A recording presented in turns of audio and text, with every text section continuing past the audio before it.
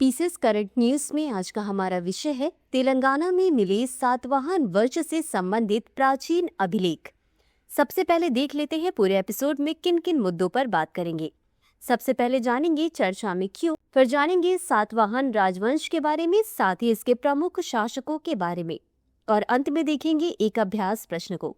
तो चलिए शुरू करते हैं।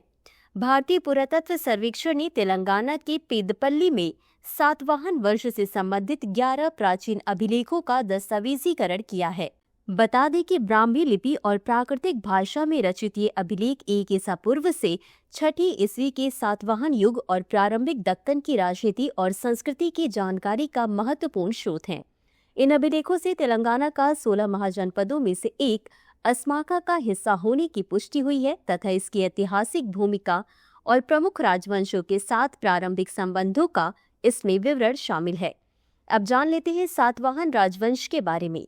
दक्कन और मध्य भारत में मौर्य शासन के पश्चात सातवाहन वंश ईसा पूर्व 1ली शताब्दी से ईस्वी 3री शताब्दी के प्रारंभ तक का प्रभुत्व स्थापित हुआ, जिनका आरंभिक शासन केंद्र उत्तर महाराष्ट्र ऊपरी गोदावरी घाटी था और कालांतर में इसका विस्तार कर्नाटक और आंध्र प्रदेश में हुआ। उनकी पहचान पुराणों में वर्णित आंध्रों से की जाती है, यद्यपि अभिलेखों में इस नाम का प्रयोग नहीं किया गया है। अब जान लेते हैं इससे जुड़े प्रमुख शासकों के बारे में। सिमुक शासन काल 60 ईसा पूर्व से 37 ईसा पूर्व। विवरण। सातवाहन राजवंश के संस्थापक और नानेघाट अभिलेख में सातवाहन राजवंश की सूची में प्रथम राजा के रूप में इनका उल्लेख है। गौतमी पुत्र शातकर्णी 106 ईस्वी से 130 ईस्वी। विवरण। सातवाहन राजवंश के सबसे महत्वपूर्ण शासक शक वंश को पराजित किया और छहरात वंश का समूल नाश किया। उत्तर में मालवा और दक्षिण में कर्नाटक तक साम्राज्य का विस्तार किया। नहपान छहरात शासक के सिक्के गौतमी पुत्र द्वारा पुनः टंकित कराए गए, जो विजय का प्रतीक थे। वशिष्ठ पुत्र पुलुमई 130 ईस्वी से 154 ईस्वी। विवरण। गोदावरी के तट पर स्थित पैठव प्रतिष्ठान को नई राजधानी बनाया। आंध्र पर सातवाहन साम्राज्य का प्रभुत्व स्थापित किया।